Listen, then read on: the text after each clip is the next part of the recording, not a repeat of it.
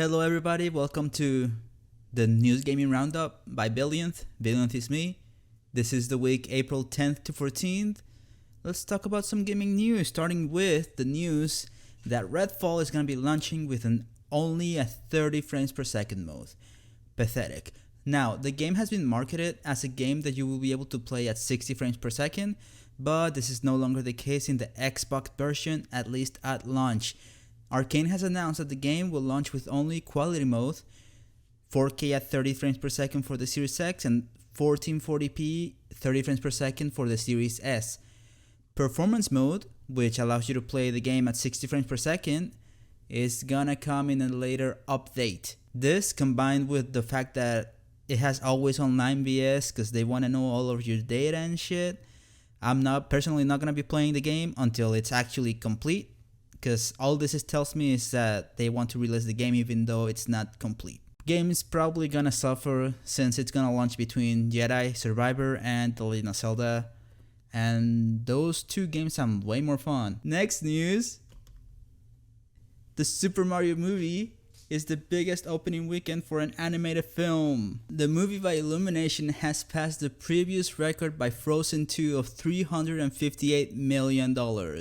Frozen 2, $358 million. Mario, $368 million.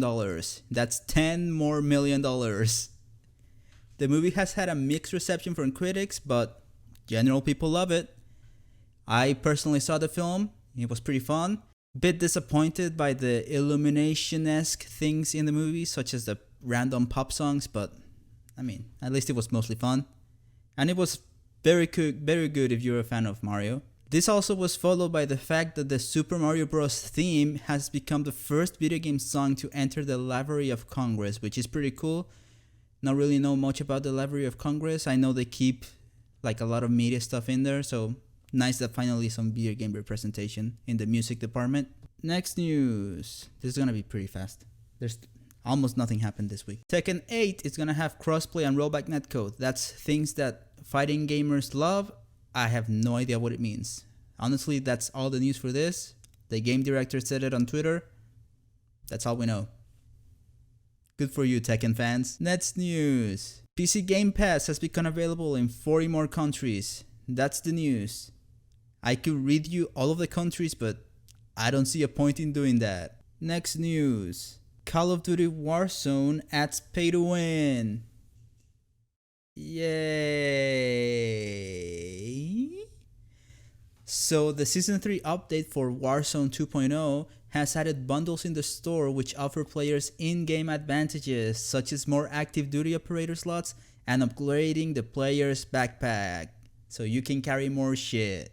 This has led to a negative reaction from players all around. Activision's probably gonna do nothing about it. Let's go. 3 more news. Immortals of Aveum gets a release date. This is a game that's been developed by Ascendant Studios under EA. The studio was created by a guy that has worked on various Call of Duty titles, so that's a good precedent.